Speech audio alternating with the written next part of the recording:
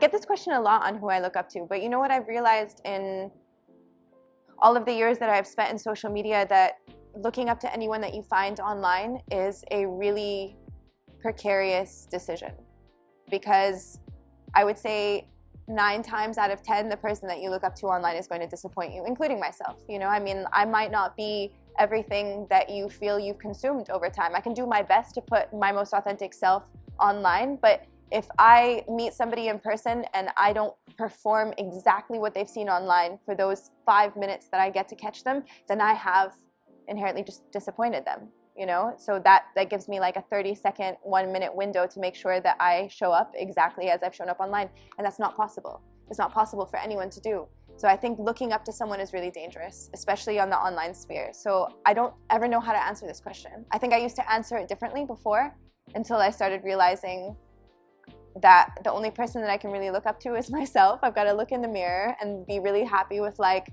the person that I was yesterday, or think of a really good day where I feel like I did the most, I performed at my highest, I was kind to myself and kind to others, and that's the version of myself I need to look up to on the days that I'm not feeling great. I think that instead of making it a singular person, take qualities of the people that are around you that you look up to and would like to replicate in yourself, right? So there are tons of majorly intelligent, successful women that I surround myself with at all times, and I love not being the smartest person in a room. I love walking in and having to learn from every single one of these people, and I learn from members of my team, I learn from my business partners, I learn from friends around me, and I take qualities that I really enjoy in them, you know, and try to give that back to myself. Like, this is a wonderful, like, how kind she is to other people, the way that she looks at confrontation, that's absolutely amazing. I wish that I could look at confrontation this way. How she looks at child rearing, I want to look at child rearing this way. So I don't think it's necessarily idolizing or looking up to a single person, as much as it is like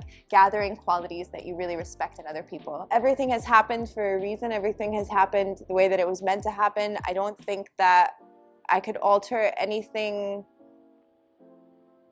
No, I couldn't alter anything. I wouldn't want to.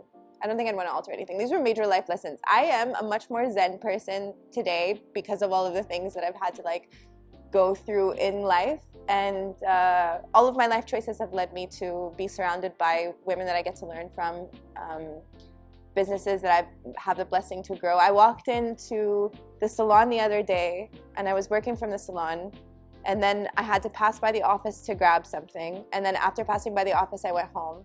And I realized in the span of an hour, I had walked into 3 spaces that I had curated and cared for and grown.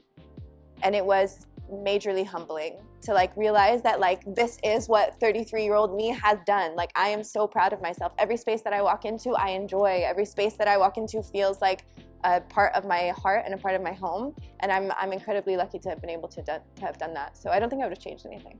Be careful not to fall into the trap of listening to people like myself that are entrepreneurs, that do have a facade of success to it, because not everybody is made to do this. I don't think that everybody is made to work for themselves, and this is something that we are now in 2023 really trying to sell to people, that you are not successful unless you own your own thing, that you are not successful unless you run your own thing, but it is not made for everybody. And I always appreciate people that can recognize that they enjoy the structure and the better work-life balance of working for someone else, and that is an absolutely wonderful path. If you want a work-life balance and you want somebody else to be the last point of like responsibility, and it's not going to fall down onto you, that is an absolutely okay thing. I think my one piece of advice is not to fall into those like online traps of like, you have to look a certain way, and to lead a successful life you need to own your own thing, you need to run your own thing. It's a trap. All of it is a trap. And unless you have that personality type that is fine being the last response on things and taking the blame for absolutely everything that happens in your business, it all falls back onto you. If you don't enjoy that and you don't have that naturally come to you, then don't do it. And it's okay. It's fine.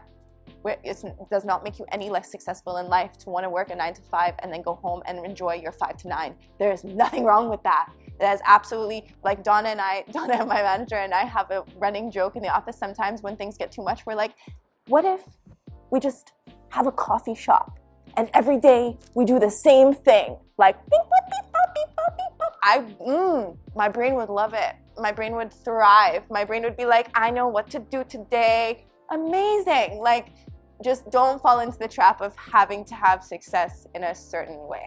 I would say that would be my piece of advice. Make coffee. If you want to make coffee, just do it. Beep, beep it. I think that the most major thing that I've taken away from this year was that when OSN Plus had approached me for this, it was something that I was incredibly scared to do. So another thing that's a good life takeaway is do the things that push you outside of your comfort zone, because this was so far outside of my comfort zone. I was like, I'm gonna act and I'm gonna do the thing. And I'm just really thankful for the opportunity I've done it, and thankful for the opportunity that I took. Thankful to myself for pushing myself through, but also it was nice to be aligned with such an amazing platform, and super nice to be aligned with a platform that's really trying to help people out with FOMO, because I need the help. So yeah, no, all gratitude. بالنهاية.